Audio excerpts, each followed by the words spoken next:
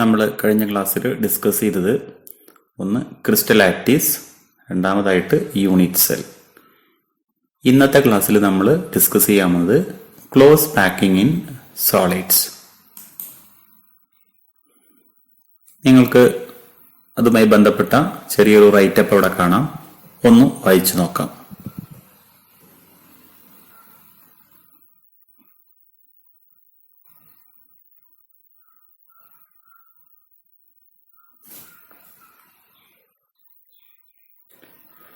In solids, the particles are closely packed. ഇപ്പം ഈ closely packed എന്ന് പറഞ്ഞാൽ എന്താണെന്ന് നമുക്കിപ്പോൾ ഒരു ധാരണയുണ്ട്. നമ്മളതിനെ സംബന്ധിച്ച് കുറേ കാര്യങ്ങൾ മനസ്സിലാക്കിയ ആളുകളാണ്. അപ്പം ഞാനൊരു മുൻപ് കണ്ട ഒരു ചിത്രം ഒന്നുകൂടി നമുക്ക് കാണാം. ഈ രീതിയിലുള്ള ഒരു അറേഞ്ച്മെന്റിനെയാണ് നമ്മൾ ക്ലോസ് പാക്ഡ് സ്ട്രക്ചർ അല്ലെങ്കിൽ ക്ലോസ്ലി പാക്ഡ് സ്ട്രക്ചർ എന്ന് വിളിക്കുന്നത്. അപ്പൊ ഇവിടെ കാണിച്ചിരിക്കുന്ന ഈ ഓരോ സ്പിയേഴ്സും ഓരോ പാർട്ടിക്കിളാണ്.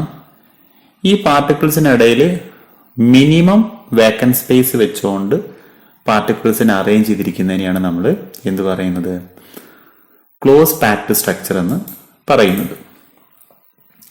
In close packed structure the particles are considered as hard spheres. അപ്പൊ ഇത്തരം ഒരു സ്ട്രക്ചർ നമ്മൾ വിശദീകരിക്കുമ്പോൾ അതിലുള്ള ഓരോ പാർട്ടിക്കിളിനെയും നമ്മൾ സ്പിയേഴ്സ് ആയിട്ടാണ് ഡിസ്കസ് ചെയ്യാനുള്ള എളുപ്പത്തിന് വേണ്ടിയിട്ട് സ്പിയേഴ്സ് ആയിട്ടാണ് നമ്മൾ പരിഗണിക്കുന്നത്. Solids are 3-dimensional and 3-dimensional structure can be obtained by solids. ശരിക്കും 3 തലത്തിലുള്ളവയാണ് അല്ലെങ്കിൽ 3-dimensional ആണ്. അങ്ങനെ 3 തലത്തിലുള്ള അല്ലെങ്കിൽ 3D ഫോമിലുള്ള സോളിഡ്സിനെ കിട്ടണമെങ്കിൽ നമുക്ക് 3 ഇനം പാക്കിംഗ് ആവശ്യമാണ്. അതിൽ ആദ്യത്തെ പാക്കിംഗ് ആണ് ക്ലോസ് പാക്കിംഗ് ഇൻ 1 dimensions. രണ്ടാമത്തത് ക്ലോസ് പാക്കിംഗ് ഇൻ 2 dimensions. മൂന്നാമത്തത് ക്ലോസ് പാക്കിംഗ് ഇൻ 3 dimensions. ഇനി നമ്മുടെ ഡിസ്കഷൻ ഇതിൽ ഓരോന്നിനെ കുറിച്ച് വേണം. അപ്പൊ നമുക്ക് ആദ്യമായിട്ട് ക്ലോസ് പാക്കിംഗ് ഇൻ 1 dimensions ഒന്ന് വായിച്ചു നോക്കൂ നിങ്ങൾ.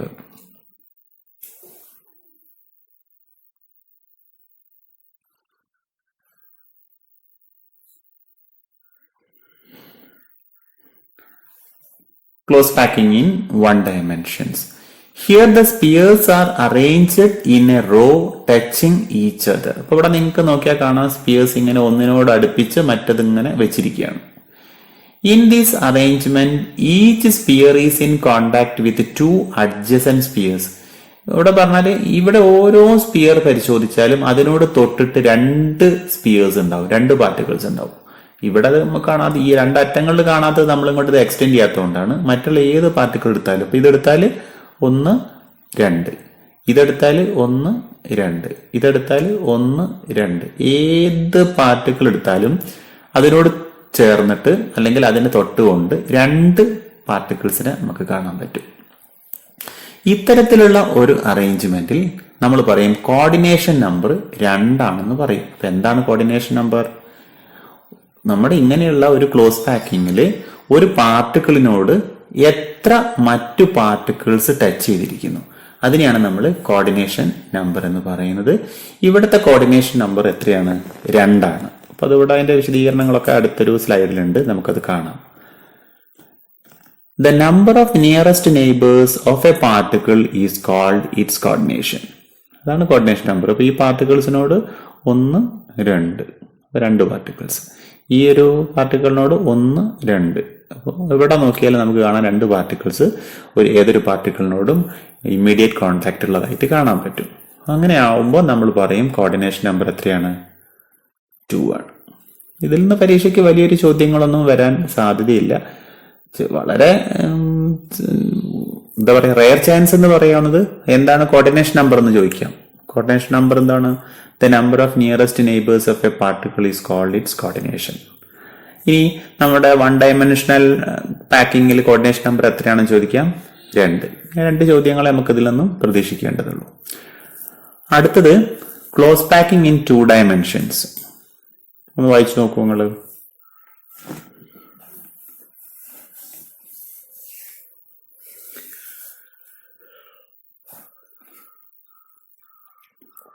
close packing in 2 dimensions. Here the spheres are arranged in 2 directions, lengthwise and breadthwise. This can be done in 2 different ways. Square close packing in 2 dimensions, hexagonal close packing in 2 dimensions. അപ്പോൾ നമ്മുടെ close packing in 2 dimensions രണ്ട് രീതിയിൽ ചെയ്യാൻ പറ്റും. Square close packing ആയിട്ട് ചെയ്യാൻ പറ്റും, hexagonal close packing ആയിട്ട് ചെയ്യാൻ പറ്റും. ഇതൊക്കെ എന്താണ് നമുക്ക് ഒന്ന് നോക്കാം. ആദ്യമായിട്ട് square close packing in 2 dimensions. ഒന്ന് നിങ്ങൾ ആ ഒരു ചിത്രം ഒന്ന് ശ്രദ്ധിക്കുക, എഴുതിയിരിക്കുന്ന കാര്യം ഒന്ന് വായിച്ചു നോക്കുക, ബാക്കി നമുക്ക് വിശദീകരിക്കാം.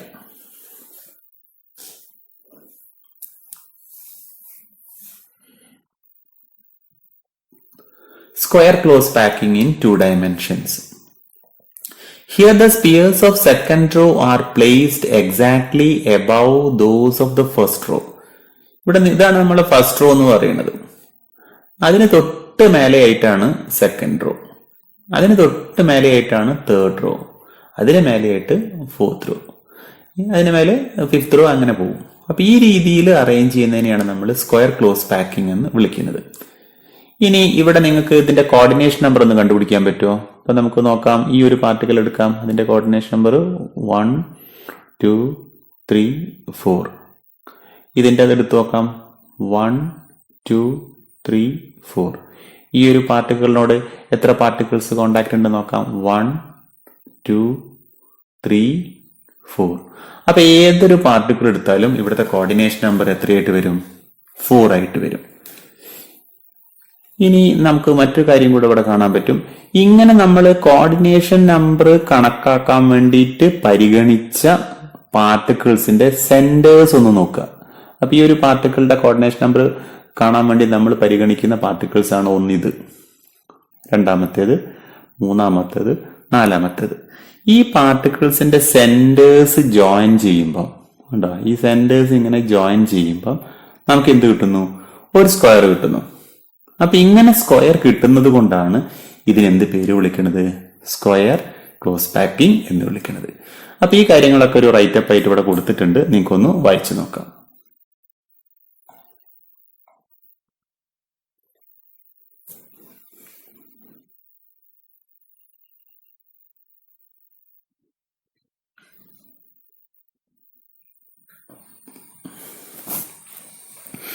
In this arrangement, each sphere is in contact with 4 adjacent spheres. So the coordination number of each sphere is 4. When we join the centers of these spheres, we get a square. So this close packing is called square close packing in 2 dimensions. അപ്പൊ നമുക്ക് ഇതിൽ നിന്ന് പരീക്ഷയ്ക്ക് വരാവുന്ന കാര്യങ്ങൾ നോക്കാം. നിങ്ങൾക്ക് തന്നെ മനസ്സിലായിട്ടുണ്ടാവും ഇതിൽ നിന്ന് വരാവുന്ന ചോദ്യങ്ങൾ. ഒന്ന്, what is the coordination number of square close packing in 2 dimension? എന്തായിരിക്കും ആൻസർ? 4. മറ്റൊരു ചോദ്യം, എന്തുകൊണ്ടാണ് ഈ പാക്കിങ്ങിനെ സ്ക്വയർ ക്ലോസ് പാക്കിംഗ് എന്ന് വിളിക്കുന്നത്? എന്തുകൊണ്ടായിരിക്കും? ഈ ഒരു പാക്കിങ്ങിൽ നമ്മൾ ഒരു പാർട്ടിക്കിളിന്റെ കോർഡിനേഷൻ നമ്പർ കണക്കാക്കാൻ വേണ്ടി ഏതെല്ലാം പാർട്ടിക്കിൾസ് ആണോ പരിഗണിക്കുന്നത് അവയുടെ സെന്ററുകൾ കണക്ട് ചെയ്താൽ, ജോയിൻ ചെയ്താൽ നമുക്ക് എന്ത് കിട്ടും? ഒരു സ്ക്വയർ കിട്ടും. അതുകൊണ്ടാണ് ഇതിനെ നമ്മൾ എന്ത് വിളിക്കുന്നത്? Square close packing in 2 dimension എന്ന് വിളിക്കുന്നത്. അപ്പൊ ഇങ്ങനെ രണ്ട് ചോദ്യങ്ങളാണ്, രണ്ട് ക്വസ്റ്റ്യൻസ് ആണ് ഇതിൽ നിന്ന് വരാൻ സാധ്യതയുള്ളത്. ഒന്ന്, what's the coordination number of square close packing in 2 dimension? മറ്റൊരു ചോദ്യം, why this packing is known as square close packing? ഇത്രയും കാര്യങ്ങളാണ് ഇതിൽ നിന്നും പരീക്ഷയ്ക്ക് പ്രധാനമായിട്ടും ചോദിക്കാൻ സാധ്യതയുള്ളത്. ഇനി നമ്മൾ അടുത്തയിലേക്ക് പോവാണ്. അതിന്റെ പേരാണ് ഹെക്സഗണൽ ക്ലോസ് പാക്കിംഗ്. അപ്പൊ നിങ്ങൾക്ക് ആ ഒരു ഫിഗറും റൈറ്റപ്പും ഒന്ന് നോക്കാം.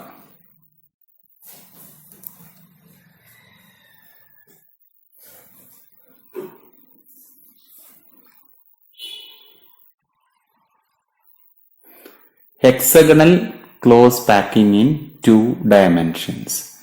Here the spheres of the second row are placed in the depressions of the first row. The spheres of the third row are placed in the depressions of the second row and so on. അതായത് ഇതാണ് നമ്മുടെ first row.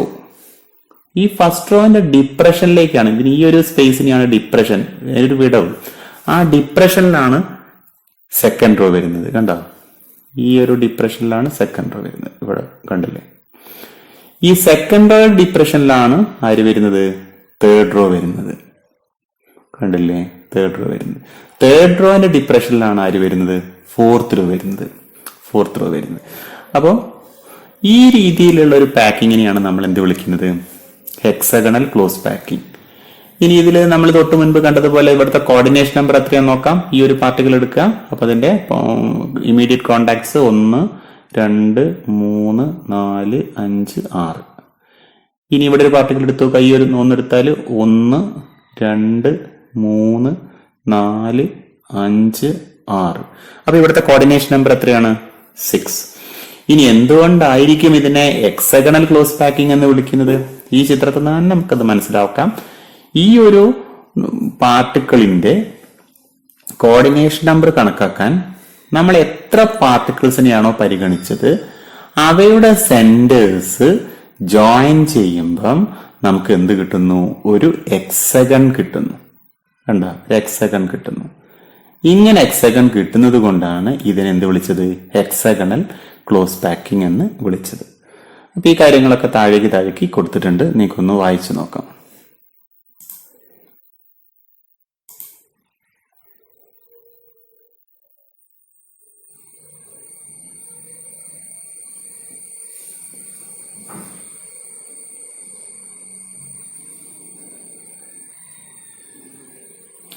In this arrangement, each sphere is in contact with 6 adjacent spheres, so the coordination number of each sphere is 6. നമ്മളിപ്പോൾ പറഞ്ഞത് തന്നെയാണ്, ഇവിടെ ഓരോ പാർട്ടിക്കിളും തൊട്ടടുത്തുള്ള 6 പാർട്ടിക്കിൾസുമായിട്ട് ബന്ധത്തിലാണ്. അതുകൊണ്ടാണ് ഇതിന്റെ കോർഡിനേഷൻ നമ്പർ 6 ആവുന്നത്.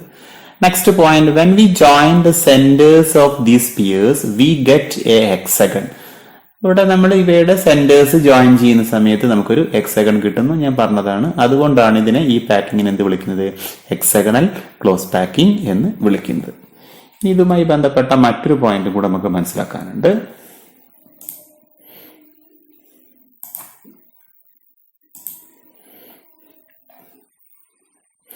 Hexagonal close packing is more efficient than square close packing in 2 dimensions. This is because in hexagonal close packing, maximum space is occupied by spheres. അതായത് നമ്മുടെ സ്ക്വയർ ക്ലോസ് പാക്കിങ്ങിനേക്കാൾ എഫിഷ്യന്റ് ആണ്, കൂടുതൽ ഉറപ്പുള്ളതാണ് ഏത്, ഹെക്സഗണൽ ക്ലോസ് പാക്കിംഗ്. എന്താണ് അതിന്റെ കാരണം? നിങ്ങൾക്ക് ഈ ചിത്രം നോക്കിയാൽ മനസ്സിലാവും. ഈ കാണിച്ചിരിക്കുന്നതാണ് സ്ക്വയർ ക്ലോസ് പാക്കിംഗ്, ഈ കാണിച്ചിരിക്കുന്നതാണ് hexagonal close packing.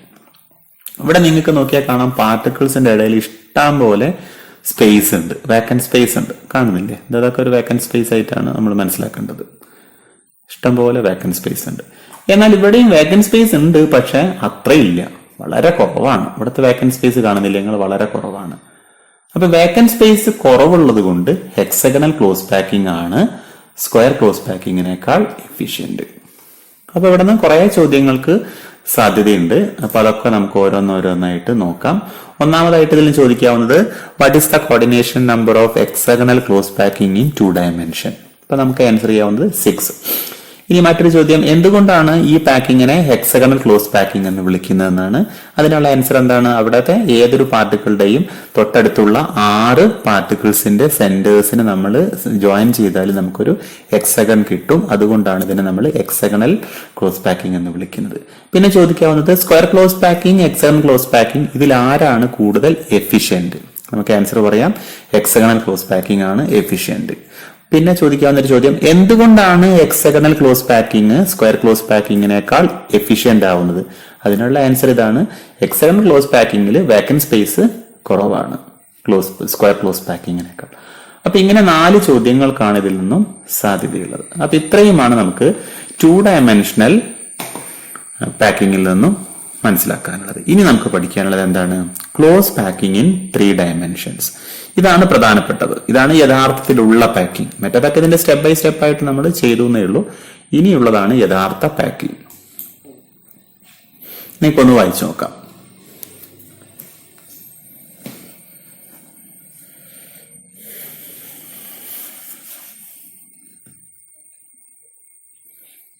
Here the particles are arranged in layers. This can be possible in 2 ways. 3-dimensional close packing from 2-dimensional square close packed layers. 3-dimensional close packing from 2-dimensional hexagonal close packed layers. അപ്പൊ നമ്മൾ ഇനി രണ്ടിനം 3 dimensional packing പഠിക്കാൻ പോവുകയാണ്. ഒന്ന് square close packed സ്ട്രക്ചറിൽ നിന്നുള്ള 3 dimensional packing, മറ്റൊന്ന് hexagonal close പാക്കിങ്ങിൽ നിന്നുള്ള 3 ഡയമെൻഷണൽ പാക്കിംഗ്. നമുക്ക് എളുപ്പത്തിൽ മനസ്സിലാക്കാൻ പറ്റും. ഒന്ന് നോക്കാം. നമുക്ക് ആദ്യമായിട്ട് 3 dimensional close packing from 2 dimensional square close packed layers. അപ്പൊ നിങ്ങൾ ഈ ഫിഗർ ഒന്ന് ശ്രദ്ധിക്കുക. ഈ റൈറ്റപ്പും ഒന്ന് നോക്ക്.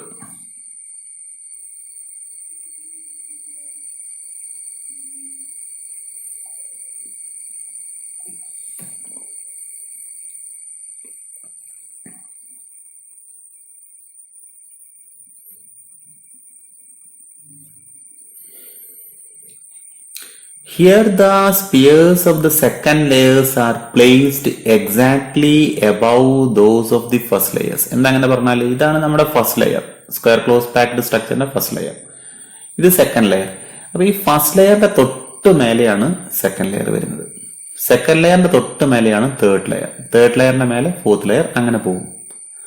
അതാണ് ഇവിടെ പറഞ്ഞത്. Here the spheres of the second layer are placed exactly above those of the first layer.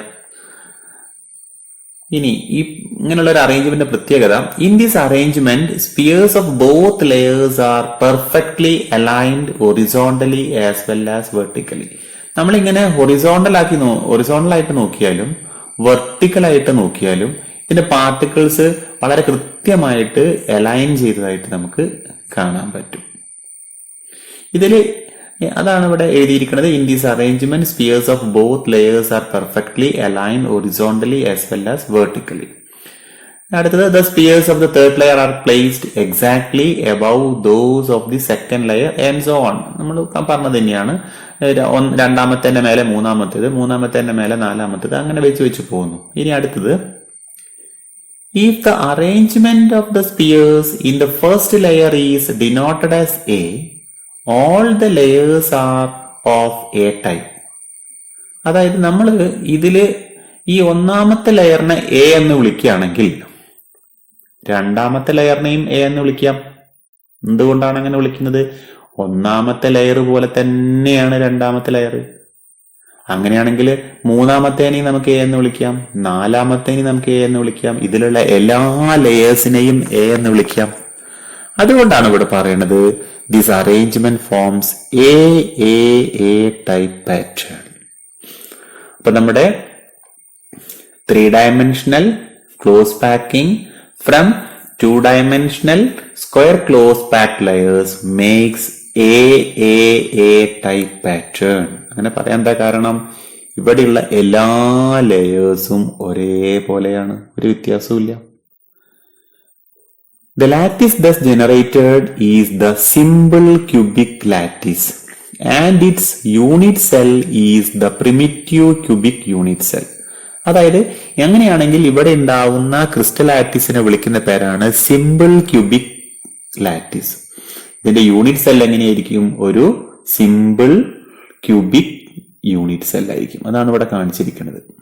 അതിന്റെ കോർണേഴ്സിൽ മാത്രമാണ് പാർട്ടിക്കിൾസ് ഉള്ളത്. 1, 2, 3, 4, 5, 6, 7, 8 കോർണറിൽ പാർട്ടിക്കിൾസ്. അപ്പൊ ഈ ക്രിസ്റ്റൽ ലാറ്റിസിനെ വിളിക്കുന്ന പേരാണ് സിമ്പിൾ ക്യൂബിക് ലാറ്റിസ്. ഇതിന്റെ യൂണിറ്റ് സെൽ ഏതാണ്? Simple cubic unit cell. ഇതിൽ നിന്ന് 2 ചോദ്യങ്ങളാണ് നമ്മൾ പ്രതീക്ഷിക്കുന്നത്. ഒന്ന്, ഈ ഒരു ഇനം പാക്കിങ്ങിൽ ഏതിനം ക്രിസ്റ്റലാറ്റിസ് ആണ് ഉണ്ടാവുക? അതായത് 3-dimensional close packing from 2-dimensional square close packed ലെയേഴ്സിൽ ഏതിനും ക്രിസ്റ്റലാറ്റിസ് ആണ് ഉണ്ടാവുക? അതിന് ഉത്തരം സിമ്പിൾ ക്യൂബിക് ലാറ്റിസ്. ഇനി അവിടുത്തെ യൂണിറ്റ് സെൽ ഏതാണെന്നുള്ളതാണ് സിമ്പിൾ ക്യൂബിക് യൂണിറ്റ് സെൽ. എക്സാമിന്റെ ഒരു എക്സാമിനേഷൻ പോയിന്റ് ഓഫ് വ്യൂ നോക്കുകയാണെങ്കിൽ അത്ര പ്രാധാന്യമുള്ള ഒരു ഏരിയ അല്ല, എന്നാലും നമുക്ക് ഹയർ സ്റ്റഡീസിലൊക്കെ ആവശ്യമുള്ളതാണ്. ഇതിൽ നിന്ന് വരാവുന്ന 2 ചോദ്യങ്ങൾ ഞാൻ ഈ പറഞ്ഞത് മാത്രമാണ്. ഇനി നമ്മൾ ഏറ്റവും പ്രധാനപ്പെട്ട പാക്കിങ്ങിലേക്ക് പോവാണ്. That is 3-dimensional close packing from 2-dimensional hexagonal close packed layers. അപ്പൊ ഈ ചിത്രം നന്നായിട്ടൊന്ന് ശ്രദ്ധിക്കാം. തന്നിരിക്കുന്ന മാറ്റർ ഒന്ന് വായിച്ചു നോക്കുക.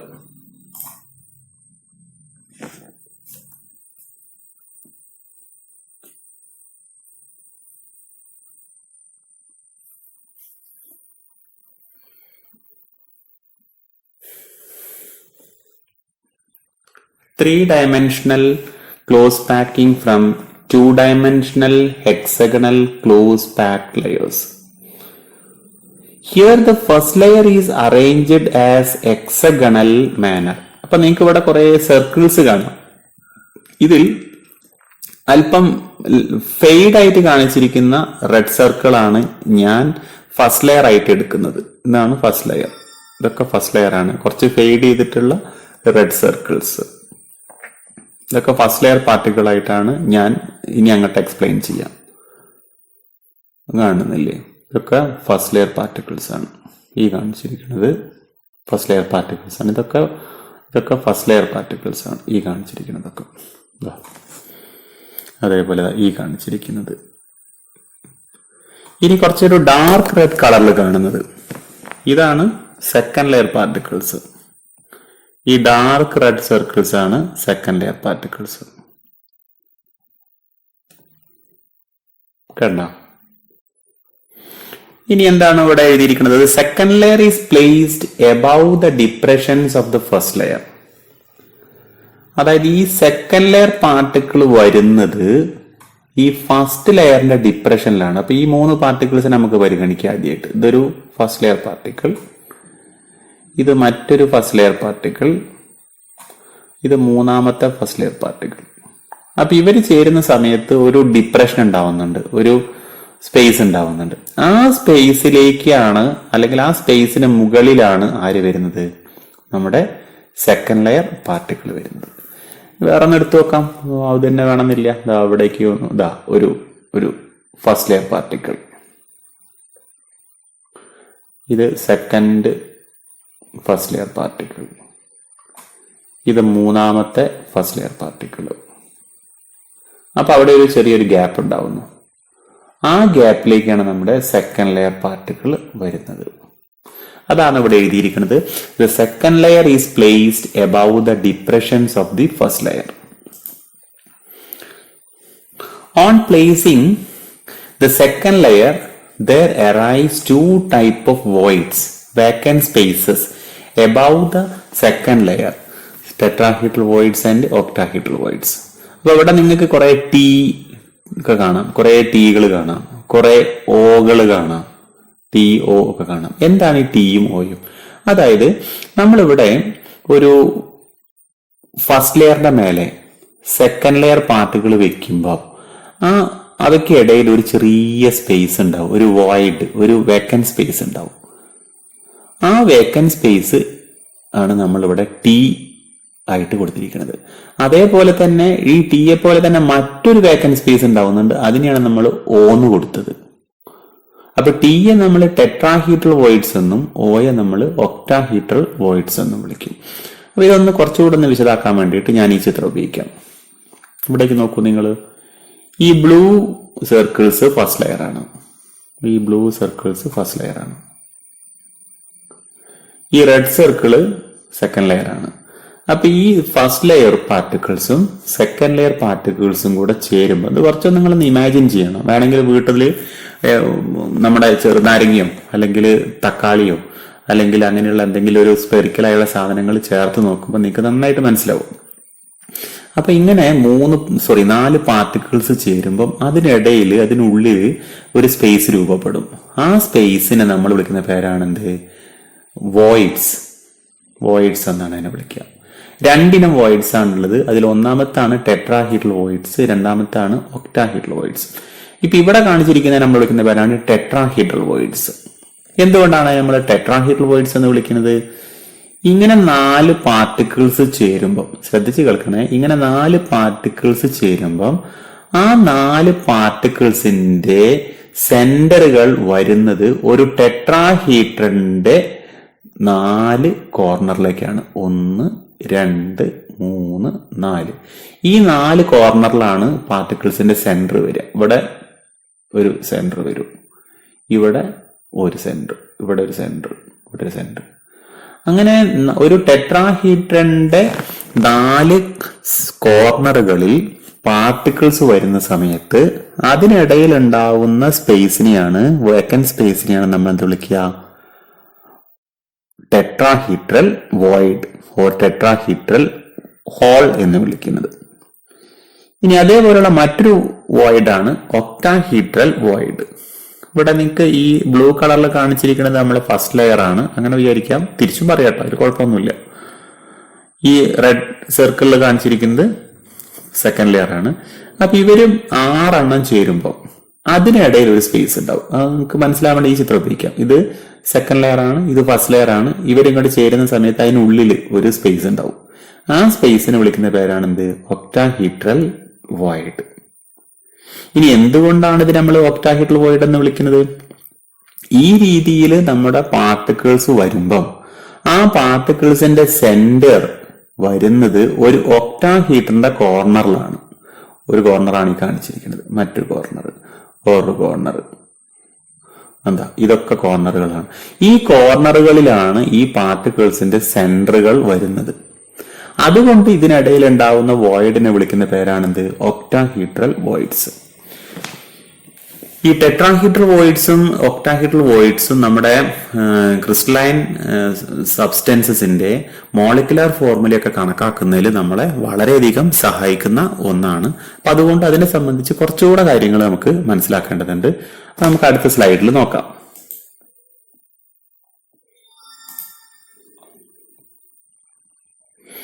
ഇവിടെ കുറച്ച് വലിയൊരു റൈറ്റപ്പ് ആണ്, ഒന്ന് വായിച്ചു നോക്കും നിങ്ങൾ.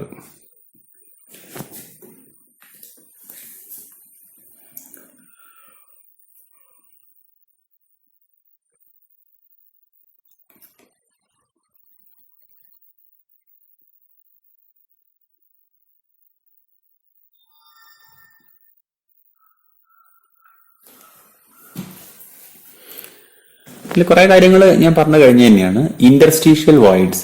The vacant space in close packed arrangement is called voids.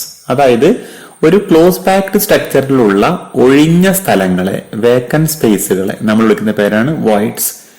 These are of 2 types, tetrahedral voids and octahedral voids. ഇത് 2 തരത്തിലുണ്ട്. ഒന്നിൽ വിളിക്കുന്ന പേരാണ് ടെട്രാഹീഡ്രൽ വോയിഡ്സ്, അടുത്തതിനെ വിളിക്കുന്ന പേരാണ് ഒക്ടാഹീഡ്രൽ വോയിഡ്സ്. ഇതൊക്കെ നമ്മൾ പറഞ്ഞു തന്നെയാണ്. അടുത്തത് tetrahedral void. A void surrounded by 4 spheres in a tetrahedral position is called tetrahedral void. അതായത് ഒരു ടെട്രാഹീഡ്രന്റെ പൊസിഷനിൽ 4 സ്പിയേഴ്സ് വരുമ്പോൾ, 4 പാർട്ടിക്കിൾസ് വരുമ്പോൾ അതിനിടയിൽ രൂപപ്പെടുന്ന വോയിഡിനെ വിളിക്കുന്ന പേരാണ് tetrahedral void. In A close packed arrangement the number of tetrahedral void is double the number of spheres. That is, there are 2 tetrahedral voids per sphere. ഈ ഒരു സെന്റൻസ് നിങ്ങൾ നന്നായിട്ട് ശ്രദ്ധിക്കണം. അതായത് നമ്മുടെ ഒരു ക്രിസ്റ്റലൈൻ സ്ട്രക്ചറിൽ എത്ര പാർട്ടിക്കിൾസ് ആണോ ഉള്ളത് അതിന്റെ ഇരട്ടി എണ്ണം ടെട്രാഹീഡ്രൽ വോയിഡ്സ് ഉണ്ടാവും. മനസ്സിലായോ? അതായത് നമുക്കൊരു ക്രിസ്റ്റലൈൻ സ്ട്രക്ചർ ഉണ്ടെന്ന് വിചാരിക്കാം. അതിൽ നമുക്ക് 100 പാർട്ടിക്കിൾസ് ഉണ്ട്. അതിൽ എത്ര ടെട്രാഹീഡ്രൽ വോയിഡ്സ് ഉണ്ടാവും? 200 ടെട്രാഹീഡ്രൽ വോയിഡ്സ് ഉണ്ടാവും. നമുക്കൊരു ക്രിസ്റ്റലൈൻ സ്ട്രക്ചറിൽ 1000 പാർട്ടിക്കിൾസ് ഉണ്ടെന്ന് വിചാരിക്കാം. എത്ര ടെട്രാഹീഡ്രൽ വോയിഡ്സ് ഉണ്ടാവും? 2000 ടെട്രാഹീഡ്രൽ വോയിഡ്സ് ഉണ്ടാവും. നമുക്ക് പൊതുവിൽ പറയാം, നമ്മുടെ പാർട്ടിക്കിൾസിന്റെ എണ്ണം n ആണെങ്കിൽ ടെട്രാഹീഡ്രൽ വോയിഡ്സിന്റെ എണ്ണം 2n ആയിരിക്കും. ഇത് വളരെ പ്രധാനപ്പെട്ടതാണ്. ഞാൻ കുറച്ചു മുൻപ് പറഞ്ഞതുപോലെ നമുക്ക് ഈ ഒരു നമ്പർ ഒക്കെ ഉപയോഗിച്ച് നമുക്ക് പാർട്ടിക്കിൾസിന്റെ സോളിഡ് സബ്സ്റ്റൻസസിന്റെ മോളിക്കുലർ ഫോർമുലയൊക്കെ കണ്ടുപിടിക്കാൻ പറ്റും. അടുത്ത നമുക്ക് ഒക്ടാഹീഡ്രൽ വോയിഡ്സ് നോക്കാം. A void surrounded by 6 spheres in octahedral position is called octahedral void. അതായത് 6 പാർട്ടിക്കിൾസ് ഒരു ഒക്ടാഹീഡ്രൽ പൊസിഷനിൽ നിൽക്കുമ്പോൾ അതിനിടയിൽ രൂപപ്പെടുന്ന വേക്കന്റ് സ്പേസിനെ വിളിക്കുന്ന പേരാണ് octahedral void. In a close-packed arrangement, the number of octahedral void is equal to number of spheres. There is only one octahedral void per sphere.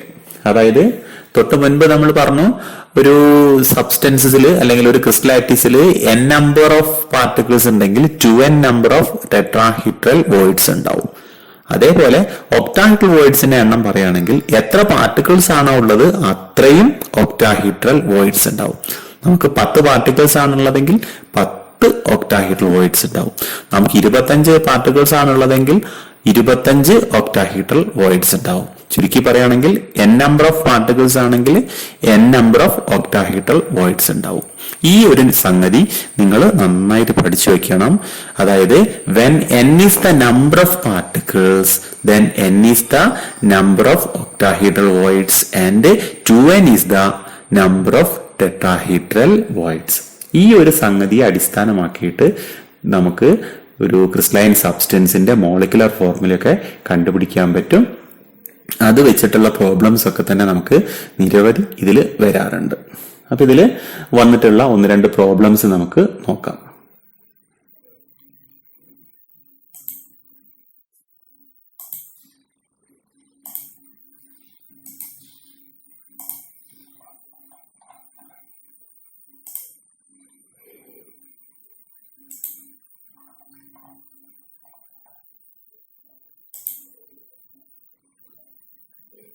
ഇതാണ് problem. ഒന്ന് വായിച്ചു നോക്കൂ എല്ലാവരും.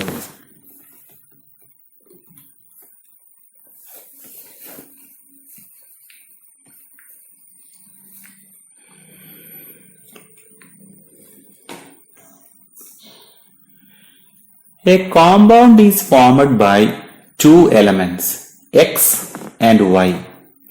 Atoms of the element Y make CCP and those of the element X occupy all the octahedral voids. What is the formula of the compound? ചോദ്യം നന്നായിട്ട് മനസ്സിലാവണം. അതായത് ഒരു സോളിഡ് സബ്സ്റ്റൻസ് ഉണ്ട്, അതിൽ 2 എലമെന്റ്സ് ഉണ്ട്. അതിലൊരു എലമെന്റിനെ എക്സ് എന്നും അടുത്ത എലമെന്റിനെ വൈ എന്നും വിളിക്കും. ഒരു സോളിഡ് സബ്സ്റ്റൻസ് ആണ്, അതിൽ 2 ഇനം എലമെന്റ്സ് ഉണ്ട്, 2 ഇനം ആറ്റങ്ങളുണ്ട്. ഒരു ആറ്റത്തിന്റെ പേര് എക്സ് എന്നാണ്, അടുത്ത ആറ്റത്തിന്റെ പേര് വൈ എന്നാണ്.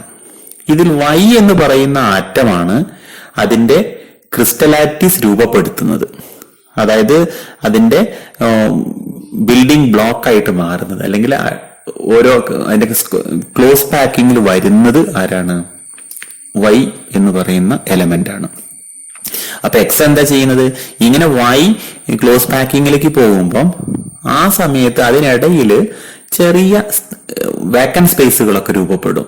നമ്മൾ കുറച്ചു മുൻപ് പറഞ്ഞ വോയിഡ്സ് രൂപപ്പെടും. ആ വോയിഡ്സിലാണ് ആര് പോയി നിൽക്കുന്നത്? എക്സ് പോയി നിൽക്കുന്നത്. അപ്പൊ 2 വോയിഡ്സ് ഉണ്ടാവും, ടെട്രാഹീഡ്രൽ വോയിഡും ഉണ്ടാവും, ഒക്ടാഹീഡ്രൽ വോയിഡ്സും ഉണ്ടാവും. നമ്മുടെ എക്സ് പോയി നിൽക്കുന്നത് എവിടെയാണ്? ഒക്ടാഹീഡ്രൽ വോയിഡ്സിലാണ്. അപ്പൊ നമുക്ക് ക്വസ്റ്റ്യൻ ഒന്നുകൂടെ മനസ്സിലാക്കാം. ഒരു സോളിഡ് സബ്സ്റ്റൻസ്, അതിൽ 2 ഇനം elements X Y. Y close packing ഉണ്ടാക്കുന്നു, എക്സ് ആ ക്ലോസ് പാക്കിങ്ങിലെ വോയിഡ്സിൽ പോയിട്ട് ഒക്ടാഹീഡ്രൽ വോയിഡ്സിൽ പോയിട്ട് നിറയുന്നു. എങ്കിൽ ആ ഒരു സോളിഡ് സബ്സ്റ്റൻസിന്റെ മോളിക്കുലർ ഫോർമുല എന്തായിരിക്കും എന്നാണ് ചോദ്യം. അപ്പൊ ഇത് നമ്മൾ ഈ ക്വസ്റ്റ്യൻ നമ്മൾ സോൾവ് ചെയ്യുന്നത് നമുക്കുള്ള ഒരൊറ്റ കൺസെപ്റ്റിന്റെ പുറത്താണ്. എന്താണ് ആ concept? When n is the number of particles in a crystal lattice then n is the number of octahedral voids in that crystal lattice. അതായത് നമുക്ക് n പാർട്ടിക്കിൾസ് ഉണ്ടെങ്കിൽ n ഒക്ടാഹീഡ്രൽ വോയിഡ്സും ഉണ്ടായിരിക്കും. ഈ ഒരു ധാരണയുടെ പുറത്താണ് ഈ പ്രോബ്ലം നമ്മൾ സോൾവ് ചെയ്യുന്നത്. ഇനി എങ്ങനെയാണ് ഇത് സോൾവ് ചെയ്യുന്നത് നോക്കാം. ഞാൻ ഇവിടെ കാണിക്കാം. ഒന്ന് വായിച്ചു നോക്കൂ നിങ്ങൾ.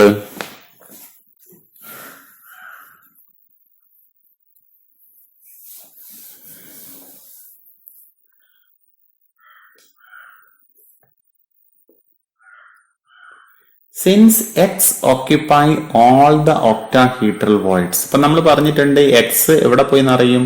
ഒക്ടാഹീഡ്രൽ വോയിഡ്സിൽ പോയി നിറയും പറഞ്ഞിട്ടുണ്ട്. അങ്ങനെയാണെങ്കിൽ number of X particles equal to number of octahedral voids. എളുപ്പം മനസ്സിലാവുമല്ലോ. അതായത് എക്സ് എവിടെ പോയി നിറയുന്നു? ഒക്ടാഹീഡ്രൽ വോയിഡ്സിൽ നിറയുന്നു. അങ്ങനെയാണെങ്കിൽ എക്സ് എത്ര എണ്ണം ഉണ്ടാവും? എത്ര ഒക്ടാഹീഡ്രൽ വോയിഡ്സ് ഉണ്ടോ അത്രയും എക്സ് പാർട്ടിക്കിൾസ് ഉണ്ടാവും. അതാണ് ഇവിടെ എഴുതിയത്. Number of X particles equal to number of octahedral voids. ഇനി നമുക്ക് അറിയാവുന്ന ഒരു കാര്യം, the number of octahedral voids equal to number of particles in close packed structure. അതായത് എത്ര ഒക്ടാഹീഡ്രൽ വോയിഡ്സ് ഉണ്ടോ അത്രയും പാർട്ടിക്കിൾസും ഉണ്ടാവും. ഇനി നമുക്ക് ചോദ്യം തന്നിട്ടുണ്ട്, Y make the CCP? Y ആണ് എവിടെ പോയി നിൽക്കുന്നത്? ഈ ക്ലോസ് പാക്ഡ് സ്ട്രക്ചർ ഉണ്ടാക്കുന്നത്. അങ്ങനെയാണെങ്കിൽ number of Y particles equal to number of octahedral voids. ഇത് മനസ്സിലായോ? അതായത് വൈ എന്ന് പറയുന്ന എലമെന്റ് ആണ് ആരെ കെട്ടിപ്പടുക്കുന്നത്? ക്ലോസ് പാക്ഡ് സ്ട്രക്ചർ ഉണ്ടാക്കുന്നത്. അതായത് നമ്മുടെ പാർട്ടിക്കിൾസ് എന്ന് പറയാവുന്നത് ആരാണ്? വൈ ആണ്. എത്ര വൈ ഉണ്ടോ അത്രയും ആരുണ്ടാവും? ഒക്ടാഹീഡ്രൽ വോയിഡ്സ് ഉണ്ടാവും. അതാണ് ഇവിടെ എഴുതിയിരിക്കുന്നത്. Number of Y particles equal to number of octahedral voids.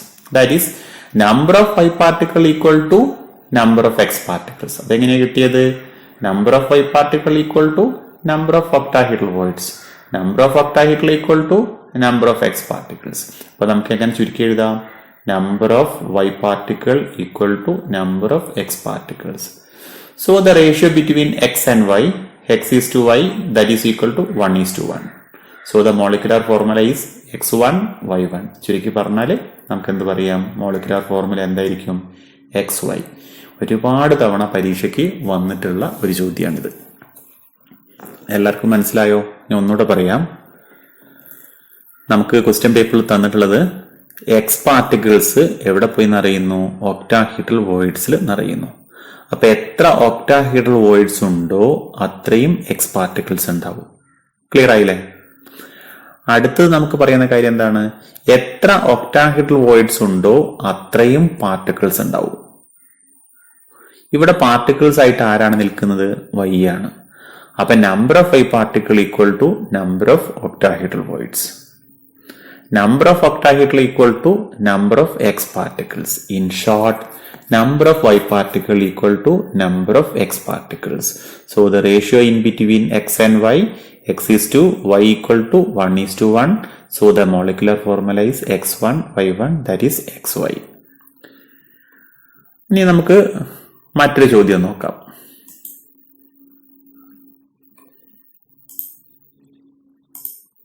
ഇതാണ് ചോദ്യം.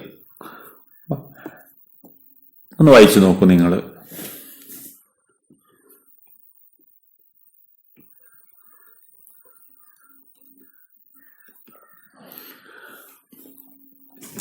Atoms of element B form HCP lattice and those of element A occupy 2/3 of tetrahedral voids.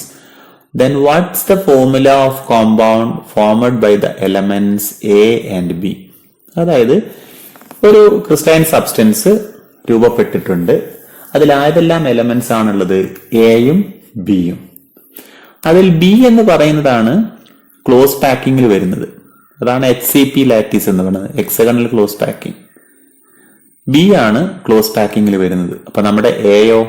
A tetrahedral വോയിഡ്സിൽ പോയി നിറയുന്നു. പക്ഷെ ഒരു പ്രശ്നമുണ്ട്, എല്ലാ ടെട്രാഹീഡ്രൽ വോയിഡ്സിലേക്കും എ പോകുന്നില്ല. ആകെ ഉള്ളതിന്റെ 2/3 മാത്രമാണ് എ നിറയുന്നത്. എങ്കിൽ ഇതിന്റെ മോളിക്കുലർ ഫോർമുല എന്താണെന്നാണ് ചോദ്യം. ചോദ്യം ഒന്നുകൂടെ മനസ്സിലാക്കാം. ഒരു ക്രിസ്റ്റലൈൻ സബ്സ്റ്റൻസിൽ രണ്ടിനം എലമെന്റ്സ് ഉണ്ട്, എയും ബിയും. ബി അതിന്റെ ക്ലോസ് പാക്കിങ്ങിലേക്ക് വരുന്നു, എ അതിന്റെ ടെട്രാഹീഡ്രൽ വോയിഡ്സിൽ നിറയുന്നു. എല്ലാ ടെട്രാഹീഡ്രൽ വോയിഡ്സിലും നിറയുന്നില്ല. അതിന്റെ 2/3 പോർഷനിൽ മാത്രമാണ് നിറയുന്നത് എങ്കിൽ അതിന്റെ മോളിക്കുലർ ഫോർമുല എന്താണ്? നമുക്ക് അതിന്റെ ഒരു സോൾവ് ചെയ്തിട്ടുണ്ട്, നിങ്ങൾക്ക് നോക്കാം. അത് ഇതാണ്, ഒന്ന് വായിച്ചു നോക്കൂ നിങ്ങൾ.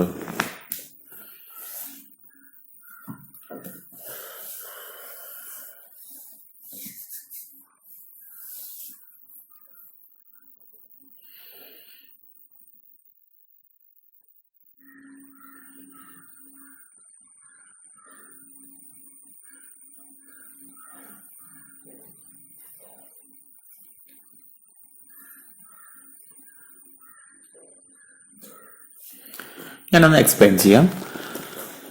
Let n be the number of particles in close packed structure. അപ്പൊ നമ്മൾ ഇങ്ങനെ ഒരു ഊഹിക്കുകയാണ്, ആ സ്ട്രക്ചറിൽ, ആ ക്ലോസ് പാക്ഡ് സ്ട്രക്ചറിൽ n നമ്പർ ഓഫ് പാർട്ടിക്കിൾസ് ഉണ്ട്. അതായത് പാർട്ടിക്കിൾസിന്റെ എണ്ണം n ആണ്. Since b make the HCP, അതായത് b ആണ് അതിന്റെ ക്ലോസ് പാക്കിംഗ് ഉണ്ടാക്കുന്നത്, അതുകൊണ്ട് നമുക്ക് എന്ത് പറയാം? The number of b particles equal to n. n ആണ് പാർട്ടിക്കിൾസിന്റെ എണ്ണം എന്ന് നമ്മൾ ഊഹിക്കുന്നു. ബി ആണ് ആ ക്ലോസ് പാക്കിങ്ങിൽ വരുന്നത്, അതുകൊണ്ട് ബിയുടെ എണ്ണം എന്ന് പറഞ്ഞാൽ n ആയിരിക്കും. അതായത് ബി ആണ് പാർട്ടിക്കിൾസ്.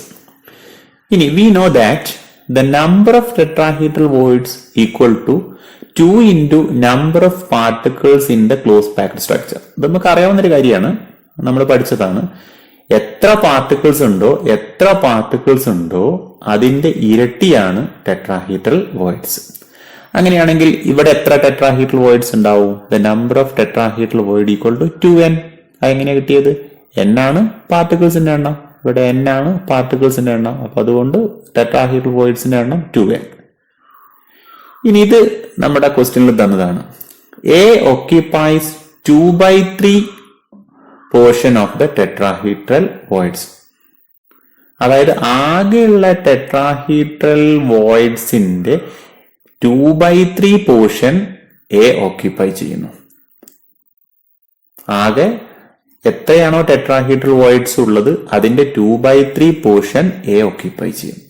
അങ്ങനെയാണെങ്കിൽ എയുടെ എണ്ണം എത്രയായിരിക്കും? Number of A particles equal to 2/3 into 2n. എവിടുന്ന ഈ 2n കിട്ടിയത്? അതാണ് ടെട്രാഹീഡ്രൽ വോയിഡ്സിന്റെ ആകെ എണ്ണം. കണ്ടില്ലേ, ടെട്രാഹീഡ്രൽ വോയിഡ്സിന്റെ ആകെ എണ്ണം 2n ആണ്. അപ്പൊ 2/3 into 2n that is equal to 4n/3. ഈ കാര്യങ്ങൾ എളുപ്പമാണ്. So the ratio between A and B, A is to B, എയുടെ എണ്ണം എത്രയാണ്?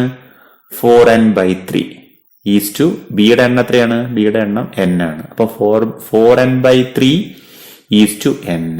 ഇതിനെ നമ്മൾ സിംപ്ലിഫൈ ചെയ്യുന്ന സമയത്ത് A is to B equal to 4:3 എന്ന് കിട്ടും. അതായത് ഇതിനെ മൊത്തത്തിൽ 3 കൊണ്ട് മൾട്ടിപ്ലൈ ചെയ്യാം. ഈ റേഷ്യോനെ നമ്മൾ 3 കൊണ്ട് മൾട്ടിപ്ലൈ ചെയ്യുക, n കൊണ്ട് ഡിവൈഡ് ചെയ്യുക. 3 കൊണ്ട് മൾട്ടിപ്ലൈ ചെയ്യുമ്പോൾ ഈ 3 അങ്ങ് ക്യാൻസൽ ചെയ്ത് പോകും, ഇവിടെ ഒരു 3 വരും. അപ്പം 4n/3n എന്ന് കിട്ടും.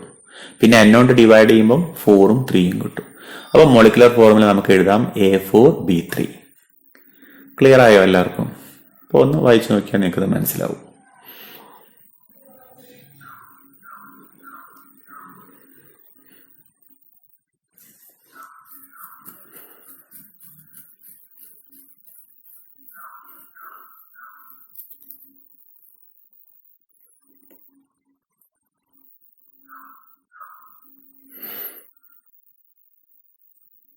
ടെക്സ്റ്റ് ബുക്കിൽ ഇത് ഒരു വേറെ രീതിയിലാണ് റൈറ്റപ്പ് ആയിട്ടാണ് കൊടുത്തിട്ടുള്ളത്. എനിക്ക് തോന്നുന്നു ഇതായിരിക്കും നിങ്ങൾക്ക് കുറച്ചും കൂടെ ഉപകാരപ്പെടുക. അപ്പൊ ഞാൻ ഒന്നുകൂടെ പറയാം. നമ്മൾ ആദ്യമായിട്ട് പരിഗണിക്കുകയാണ് ആ പാർട്ടിക്കിൾസിന്റെ എണ്ണം n ആയിട്ട് എടുക്കുന്നു. പാർട്ടിക്കിൾ ആയിട്ട് വരുന്നത് ആരാണ്? ബി ആണ്. ക്ലോസ് പാക്ഡ് സ്ട്രക്ചറിൽ വരുന്ന ബി ആണ്. So the number of B particle equal to n. പിന്നെ നമുക്ക് അറിയാവുന്ന കാര്യം, ടെട്രാഹീഡ്രൽ വോയിഡ്സിന്റെ എണ്ണം എന്ന് പറയുന്നത് പാർട്ടിക്കിൾസിന്റെ എണ്ണത്തിന്റെ ഇരട്ടിയായിരിക്കും. അപ്പൊ 2n. പിന്നെ ക്വസ്റ്റ്യൻ പേപ്പറിൽ തന്നതാണ് A occupies 2/3 portion of tetrahedral voids. അപ്പൊ അങ്ങനെയാണെങ്കിൽ എയുടെ എണ്ണം എന്ന് പറഞ്ഞാൽ 2/3 into 2n equal to 4n/3. Ratio between A and B, A is to B 4n/3 is to n. Simplify ചെയ്യുന്ന സമയത്ത് A is to B equal to 4:3. Molecular formula A4B3. അപ്പൊ ഇത് പരീക്ഷയ്ക്കൊക്കെ നല്ല സാധ്യതയുള്ള ഏരിയ ആണ്. ഇനി നമുക്ക് ഇതിന്റെ ലാസ്റ്റ് പോർഷനിലേക്ക് പോവാം. when we place the third layer over the second layer, there are two possibilities. First, covering the tetrahedral voids and covering the octahedral voids. അപ്പൊ നമ്മൾ എന്താണ് ഡിസ്കസ് ചെയ്യുന്നത്? 3-dimensional close packing from 2-dimensional hexagonal close packed layer. ഇവിടെ നമ്മൾ first layer പരിഗണിച്ചു, second layer പരിഗണിച്ചു, ഇനി third layer പരിഗണിക്കാൻ പോവുകയാണ്. അപ്പൊ തേർഡ് ലെയർ രണ്ട് രീതിയിൽ വെക്കാൻ പറ്റും. ഒന്ന്, തേർഡ് ലെയർ പാർട്ടിക്കിൾസിനെ വേണമെങ്കിൽ ടെട്രാഹീഡ്രൽ വോയിഡ്സിൽ കൊണ്ടുവന്ന് വെക്കാം, അല്ലെങ്കിൽ ഒക്ടാഹീഡ്രൽ വോയിഡ്സിൽ വെക്കാം. അപ്പൊ ഞാനിത് മനസ്സിലാക്കാൻ വേണ്ടിയിട്ട് ഞാൻ ഒന്നുകൂടെ ആ ചിത്രം കാണിക്കാം, അപ്പൊ നിങ്ങൾക്ക് കുറച്ചുകൂടെ വ്യക്തമാവും. ഇവിടെ ഇപ്പൊ രണ്ട് ലെയറേ വന്നിട്ടുള്ളൂ. ഈ കാണിച്ചിരിക്കുന്നത് ഈ ഫെയ്ഡ് കളർ ഉള്ളത് ഫസ്റ്റ് ലെയറും ഡാർക്ക് കളറിലുള്ളത് സെക്കൻഡ് ലെയറുമാണ്. ഇങ്ങനെ രണ്ട് ലെയർ മാത്രമല്ലല്ലോ നമ്മുടെ സോളിഡിലുള്ളത്, ഇഷ്ടം പോലെ ലെയേഴ്സ് ഇല്ലേ. അപ്പൊ നമുക്കിനി തേർഡ് ലെയർ വെക്കണം. അപ്പൊ തേർഡ് ലെയർ രണ്ട് രീതിയിൽ വെക്കാം. ഒന്നുകിൽ ഈ ടെട്രാഹീഡ്രൽ വോയിഡിന്റെ മേലെ വെക്കാം, അല്ലെങ്കിൽ ഒക്ടാഹീഡ്രൽ വോയിഡിന്റെ മേലെ വെക്കാം. ടെട്രാഹീഡ്രൽ വോയിഡിന്റെ മേലെ വെക്കുമ്പോൾ ഒരിനം സ്ട്രക്ചർ കിട്ടും, ഒക്ടാഹീഡ്രൽ വോയിഡിന്റെ മേലെ വെക്കുമ്പോൾ മറ്റൊരിനം സ്ട്രക്ചർ കിട്ടും. ക്ലിയർ ആയെന്ന് കരുതുന്നു. ഒന്നും കൂടെ, നമ്മൾ 3-dimensional packing in hexagonal close packed layers ആണ് നമ്മൾ ഡിസ്കസ് ചെയ്യുന്നത്. അതിൽ ഫസ്റ്റ് ലെയറും സെക്കൻഡ് ലെയറും വെച്ച് കഴിയുമ്പോൾ നമുക്ക് ടെട്രാഹീഡ്രൽ വോയിഡ്സും ഒക്ടാഹീഡ്രൽ വോയിഡ്സും രൂപപ്പെടും. തേർഡ് ലെയർ നമുക്ക് രണ്ട് രീതിയിൽ വെക്കാം. ഒന്നുകിൽ ഈ ഒക്ടാഹീഡ്രൽ വോയിഡ്സിന്റെ മേലെ കൊണ്ടുപോയിട്ട് നമുക്ക് സ്പിയേഴ്സിനെ വെക്കാം, തേർഡ് ലെയർ സ്പിയേഴ്സിനെ വെക്കാം. അല്ലെങ്കിൽ ഈ ടെട്രാഹീഡ്രൽ വോയിഡ്സിന്റെ മേലെ കൊണ്ടുപോയിട്ട് നമുക്ക് സ്പിയേഴ്സിനെ വെക്കാം. അപ്പൊ ടെട്രാഹീഡ്രൽ വോയിഡ്സിന്റെ മേലെയാണ് സ്പിയേഴ്സ് വെക്കുന്നെങ്കിൽ ഒരിനം പാക്കിങ്ങും, ഒക്ടാഹീഡ്രൽ വോയിഡ്സിന്റെ മേലെയാണ് നമ്മൾ സ്പിയേഴ്സ് വെക്കുന്നെങ്കിൽ മറ്റൊരിനം പാക്കിങ്ങും കിട്ടും. അവയെ കുറിച്ചാണ് നമ്മൾ ഇനി ഡിസ്കസ് ചെയ്യാൻ പോകുന്നത്. അപ്പൊ ആദ്യമായിട്ട് കവറിംഗ് ടെട്രാഹീഡ്രൽ വോയിഡ്സ്. അപ്പൊ നമ്മുടെ തേർഡ് ലെയർ എവിടെ വെക്കാൻ പോകുന്നത്? ഇനി ടെട്രാഹീഡ്രൽ വോയിഡ്സിലാണ്. അതാണ് ഇവിടെ കൊടുത്തിട്ടുള്ളത്, നിങ്ങൾക്കൊന്ന് നോക്കാം. Here the spheres of the third layer are placed above the tetrahedral voids of the second layer. അപ്പൊ ഇവിടെ നമ്മുടെ സെക്കൻഡ് ലെയർ പാർട്ടിക്കിൾസ് എവിടെ കൊണ്ടുപോയിട്ട് വെക്കുന്നു? നമ്മുടെ ടെട്രാഹീഡ്രൽ വോയിഡ്സിന്റെ മേലെ വെക്കുന്നു. In this arrangement, the spheres of the third layer are vertically above those of the first layer. That is, the first layer and the third layer are identical. ഇങ്ങനെ വെക്കുന്ന സമയത്ത് ഇവിടെ നിങ്ങൾക്ക് കാണാം, ഇതാണ് ഫസ്റ്റ് ലെയർ, ഇതാണ് സെക്കൻഡ് ലെയർ, ഇത് third layer, ഇത് ഫോർത്ത് ലെയർ, അങ്ങനെ പോകും. അപ്പൊ ഇങ്ങനെ വെക്കുന്ന സമയത്ത് ഇത് ഫസ്റ്റ് ലെയറിന്റെ ഡിപ്രഷനിൽ നമ്മൾ സെക്കൻഡ് ലെയർ വെച്ചു, സെക്കൻഡ് ലെയറിന്റെ ടെട്രാഹീഡ്രൽ വോയിഡിൽ നമ്മൾ തേർഡ് ലെയർ വെക്കുമ്പോൾ ഈ തേർഡ് ലെയറും ഫസ്റ്റ് ലെയറും ഒരേ അലൈൻമെന്റ് ആണ്. നിങ്ങൾക്ക് ഇവിടെ ചിത്രം കണ്ടാൽ തന്നെ അറിയാം, ഒരേ അലൈൻമെന്റ് ആണ്. അങ്ങനെ വരുന്ന സമയത്ത് നമ്മൾ ഒന്നാമത്തെ ലെയറിനെ എ എന്ന് വിളിച്ചാൽ മൂന്നാമത്തെ ലെയറിനെയും എ എന്ന് വിളിക്കേണ്ടി വരും. എന്തുകൊണ്ട്? ഇവ രണ്ടും ഒരേപോലെയാണ്, ഒരേ അലൈൻമെന്റ് ആണ്. അതേപോലെ തന്നെയാണ് രണ്ടാമത്തെ ലെയറിനെ നമ്മൾ ബി എന്ന് വിളിച്ചാൽ അതേ അലൈൻമെന്റ് ആണ് നാലാമത്തെ ലെയറിനെ. അപ്പൊ അതിനെ നമ്മൾ ബി എന്ന് വിളിക്കേണ്ടി വരും. അപ്പൊ ഇത്തരം ഒരു പാക്കിങ്ങിനെ നമ്മൾ വിളിക്കുന്ന പേരാണ് എ ബി ടൈപ്പ് പാക്കിംഗ് എന്നാണ് നമ്മൾ വിളിക്കുക. അപ്പൊ ഇതൊക്കെ ഇവിടെ കൊടുത്തിട്ടുണ്ട്, നിങ്ങൾക്കൊന്ന് വായിച്ചു നോക്കാം. If we call the first layer as A and the second layer as B, then the third layer will be A and the fourth layer will be B, and so on. So this will form the pattern AB type. This type of close packing is called hexagonal close packing, HCP in 3 dimension. This type of arrangement is found in metals like magnesium, zinc, etc. ഇപ്പൊ ഞാൻ ഈ പറഞ്ഞ കാര്യങ്ങൾ ഒന്നുകൂടെ വിശദീകരിക്കാം. ഇവിടെ നമ്മൾ first ലെയറും സെക്കൻഡ് ലെയറും വെച്ച് കഴിഞ്ഞു. ആ സമയത്ത് നമുക്ക് ടെട്രാഹീഡ്രൽ വോയിഡ്സും ഉണ്ടാവും, ഒക്ടാഹീഡ്രൽ വോയിഡ്സും ഉണ്ടാവും. ഈ ടെട്രാഹീഡ്രൽ വോയിഡിന്റെ മേലെയാണ് നമ്മൾ പാർട്ടിക്കിൾസ് വെക്കുന്നതെങ്കിൽ ഈ തേർഡ് ലെയർ ഫസ്റ്റ് ലെയറിന്റെ അതേപോലെ വരും, സെക്കൻഡ് ലെയർ ഫോർത്ത് ലെയർ പോലെ വരും. അപ്പൊ നമ്മൾ ഫസ്റ്റ് ലെയറിനെ എ എന്നും സെക്കൻഡ് ലെയറിനെ ബി എന്നും വിളിച്ചാൽ തേർഡ് ലെയറിനെ നമ്മൾ എ എന്നും ഫോർത്ത് ലെയറിനെ നമ്മൾ ബി എന്നും വിളിക്കേണ്ടി വരും. ഇതിന്റെ ഒരു റെപ്പിറ്റേഷൻ ആയിരിക്കും ഇനി മേലോട്ട് പോകുമ്പോൾ ഉണ്ടാവുക. അതുകൊണ്ട് ഇതിനെ വിളിക്കുന്ന പേരാണ് എ ബി ടൈപ്പ് പാക്കിംഗ് എന്നാണ് വിളിക്കുക. അപ്പൊ ഇത്തരം പാക്കിങ്ങിലൂടെ ഉണ്ടാവുന്ന ഒരു ക്രിസ്റ്റലൈറ്റീസ് ആണ് ഹെക്സഗണൽ ക്ലോസ് പാക്കിംഗ്. അപ്പൊ ഇത്തരം പാക്കിംഗ് ഉള്ള രണ്ട് മെറ്റൽസ് ആണ് മഗ്നീഷ്യം, സിങ്ക്. അപ്പൊ ഇതിൽ നിന്ന് പരീക്ഷയ്ക്ക് ചോദിക്കാവുന്ന ചോദ്യം, ഈ എക്സാമ്പിൾസ് ഒക്കെ ചോദിക്കാം. HCPക്ക് എക്സാമ്പിൾ ചോദിക്കാം. പിന്നെ എന്താണ് AB ടൈപ്പ് പാക്കിംഗ് എന്ന് ചോദിക്കാം. അതിവിടെ എഴുതി തന്ന ഈ കാര്യങ്ങൾ ഒന്ന് ഷോർട്ടായിട്ട് പറഞ്ഞാൽ മതി. ഇനി അടുത്തത് covering of octahedral voids.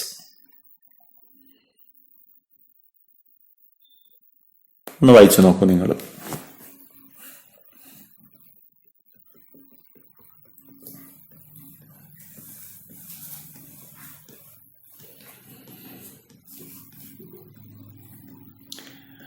Here the spheres of the third layer are placed above the octahedral voids of the second layer. അതായത് ഇവിടെ നമ്മൾ മൂന്നാമത്തെ ലെയറിലെ പാർട്ടിക്കിൾസ് വെക്കുന്നത് രൂപപ്പെട്ടിട്ടുള്ള ഒക്ടാഹീഡ്രൽ വോയിഡ്സിന്റെ മേലെയാണ്. In this arrangement the third layer is different from the first of the second layer. അതായത് ഇവിടെ നമ്മളെ മൂന്നാമത്തെ ലെയർ എന്ന് പറയുന്നത് ഒന്നാമത്തെ ലെയർ പോലെയല്ല, രണ്ടാമത്തെ ലെയർ പോലെയല്ല, അത് മറ്റൊരു ലെയർ ആണ്. അപ്പൊ ഇവിടെ അത് കാണിച്ചിട്ടുണ്ട്. ഇതാണ് ഒന്നാമത്തെ ലെയർ, ഇത് രണ്ടാമത്തെ ലെയർ, ഇത് മൂന്നാമത്തെ ലെയർ. അപ്പൊ ഒന്നിനോട് അലൈൻ ചെയ്തിട്ടല്ല 3 വരുന്നത്. അതുകൊണ്ട് 1 പോലെയല്ല 3, 4 1 പോലെയാണ്. അപ്പൊ നമ്മുടെ 5 B 2 പോലെ ഇരിക്കും, 6 C നമ്മുടെ 3 പോലെ ഇരിക്കും. അപ്പൊ ഒന്നാമത്തെ നമ്മൾ A എന്ന് വിളിച്ചാൽ രണ്ടാമത്തെ നമ്മൾ B എന്ന് വിളിക്കണം, മൂന്നാമത്തെ C എന്ന് വിളിക്കണം. എന്തുകൊണ്ടാണ് C എന്ന് വിളിക്കുന്നത്? A പോലെയല്ല ഇത്, അതുകൊണ്ടാണ്. അപ്പൊ ഇവിടെ 1 A, 2 B, 3 C. അപ്പൊ 4 A, 5 B, 6 C, അങ്ങനെ പോകും. അപ്പൊ ഈ ഒരു പാക്കിങ്ങിനെ വിളിക്കുന്ന പേരാണ് ABC ടൈപ്പ് പാക്കിംഗ് എന്നാണ് വിളിക്കുക. അപ്പൊ ഇവിടെ കൊടുത്തിട്ടുണ്ടാക്കും, ഒന്ന് വായിച്ചു നോക്കാം. If we call first layer as A, the second layer as B, and third layer as C, then the fourth layer will be A and fifth layer will be B, and so on. This will form the pattern ABC type. This type of close packing is called cubic close packing, CCP, or face-centered cubic packing in 3 dimensions, FCC. This type of arrangement is found in metals like copper, silver, etc.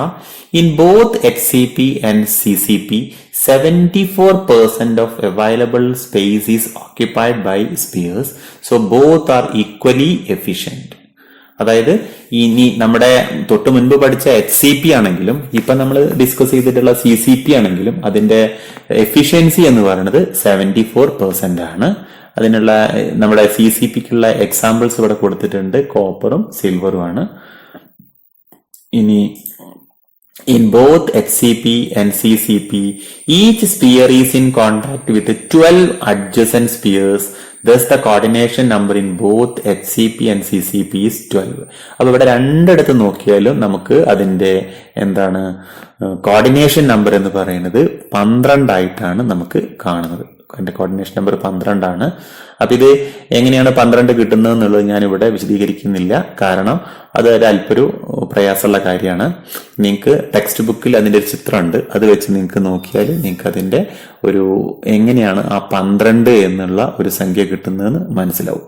ഇനി ഞാൻ ഇത് വെച്ചിട്ട് വേണമെങ്കിൽ ഒന്ന് പറയാൻ ശ്രമിക്കാം. ഇവിടെ നമ്മൾ നോക്കുകയാണെങ്കിൽ ഇവിടെ ഈ ഒരു പാക്കിങ്ങിൽ എത്ര എണ്ണം ഈ ഒരു ബ്ലൂ കളറിലുള്ള ഈ ഒരു പാർട്ടിക്കിള് ഈ റെഡ് കളറായിട്ട് എത്ര എണ്ണമായിട്ട് കോണ്ടാക്ട് ഉണ്ടാവും? 3 എണ്ണമായിട്ട് കോണ്ടാക്ട് ഉണ്ടാവും അല്ലെ? 1 2 1 3 എണ്ണം. അതേപോലെ ഈ പച്ച കളറിലുള്ള ഗ്രീൻ കളറിലുള്ളതായിട്ട് എത്ര ഉണ്ടാവും? 3 എണ്ണം. അപ്പൊ 3 3 6. പിന്നെ ഈ ബ്ലൂ ആയിട്ട് എത്ര എണ്ണം ഉണ്ടാവും? ഇതിന് ചുറ്റും നമുക്ക് എത്ര ബ്ലൂ കളറിൽ ഉണ്ടാവും? 6 എണ്ണം ഉണ്ടാവും. അപ്പൊ 3 9 12 അങ്ങനെയാണ് വരുന്നത്. നിങ്ങൾക്ക് മനസ്സിലായെന്ന് കരുതുന്നു. ഒന്നും കൂടെ കോർഡിനേഷൻ നമ്പർ ഞാൻ പറയാം. അപ്പൊ ഈ ഒരു ചിത്രം വെച്ച് നമുക്ക് വിശദീകരിക്കുക കുറച്ചൊരു പ്രയാസമാണ്. അതായത് ഈ ബ്ലൂ കളറുള്ള പാർട്ടിക്കിൾസ് എത്ര ബ്ലൂ കളറുമായിട്ട് കോണ്ടാക്ട് ഉണ്ടാവും? ഹെക്സഗണലാണ്, അപ്പൊ 6 എണ്ണം. ഈ മേലെയുള്ള ഗ്രീനുമായിട്ട് എത്ര എണ്ണം കോണ്ടാക്ട് ഉണ്ടാവും? 3 എണ്ണം. അപ്പം 6 ഉം 3 ഉം 9. അതായത് 6 നീലയും 3 പച്ചയും, അപ്പൊ 6 3 9. അതേപോലെ തന്നെ എത്ര ചുവപ്പുമായിട്ടുണ്ടാവും? ഫസ്റ്റ് ലെയർ ആയിട്ട് 3 എണ്ണായിട്ട്. അപ്പൊ 3 6 3, അപ്പൊ എത്രയായി? 12ആയി. അപ്പൊ ഇങ്ങനെയാണ് നമ്മൾ അതിന്റെ എന്താ പറയാ കോർഡിനേഷൻ നമ്പർ പറയുന്നത്. അപ്പൊ ഇത്രയുമാണ് ഇതിന്റെ ക്ലോസ് പാക്കിംഗ് എന്ന് പറയുന്നത്. ഇനി ഇതിന്റെ പാക്കിംഗ് എഫിഷ്യൻസിയാണ്, അത് നമുക്ക് അടുത്ത ക്ലാസ്സിൽ ഡിസ്കസ് ചെയ്യാം.